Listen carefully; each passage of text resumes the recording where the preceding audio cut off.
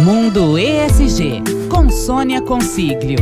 É o nosso bate-papo diário com a Sônia Consiglio, que é especialista em sustentabilidade, no nosso firme propósito de construir um mundo melhor. Começando mais uma semana aqui no Mundo ESG, e esse é o mês das empresas. Nessa semana a gente vai conhecer a realidade do setor de alimentos, mais especificamente da produção da laranja. O nosso convidado é o Clauber de Andrade, que é diretor jurídico e de assuntos corporativos da Citrosuco, uma das maiores produtoras mundiais de suco de laranja e ingredientes. Clauber, bom dia, obrigado por estar aqui com a gente. Sônia, primeira pergunta. Vamos lá, Clauber, super bem-vindo.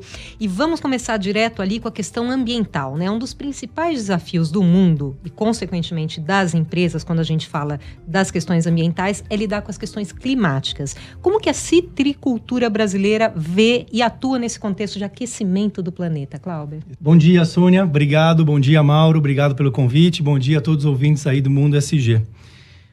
Não é possível mais hoje falar dos negócios sem falar da mudança climática que vem ocorrendo, né? Mas antes de entrar especificamente nas mudanças climáticas, no aspecto ambiental, né, o E do ESG, queria falar um pouco da importância de a gente olhar isso sistemicamente, né? Citrosuco, por exemplo, tem objetivos claros em relação à biodiversidade, à utilização da água, eficiência de recursos hídricos e também a utilização do solo. No final das contas, o conjunto desses aspectos é que levam a uma efetiva mudança climática. Mas a citricultura, né, paulista, a citricultura do Brasil, vem, como toda a agricultura brasileira, vem passando por extremos climáticos, né? Então, quando se fala em mudança climática, a gente vê hoje em dia muitas mudanças acontecerem, né? Os extremos climáticos, né? O momento de seca onde não devia existir, o momento de excesso de chuva onde não devia existir, muda totalmente a nossa dinâmica de produção, né? Então, estou dizendo que muda a dinâmica do próprio negócio. Então, hoje em dia, Sônia, é praticamente impossível a gente sentar com os nossos clientes ou com bancos e investidores sem que o assunto de mudanças climáticas esteja na pauta. Se no passado isso talvez não se discutisse tanto, hoje em dia não tem um momento com algum importante cliente, um importante banco em que a gente não é perguntado sobre o que a Citrosuco está fazendo em relação a isso.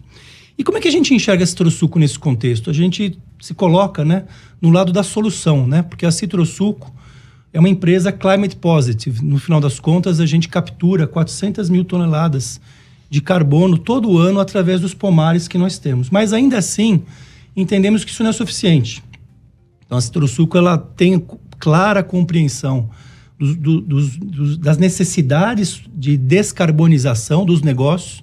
Então, apesar de a gente ser uma empresa que contribui bastante para a captura de carbono pela natureza do negócio, no final das contas, a gente também definiu objetivos claros em relação à descarbonização das operações da companhia.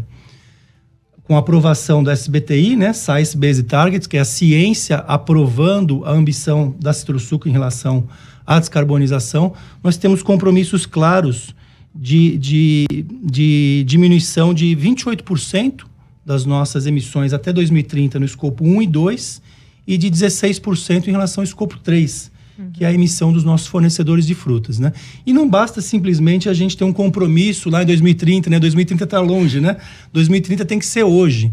Então, a Citrosuco não só tem objetivos, né, em relação à descarbonização do seu negócio, como também tem um plano claro, ano a ano, a gente tem a meta, tem a definição do que a gente tem de medidas de descarbonização.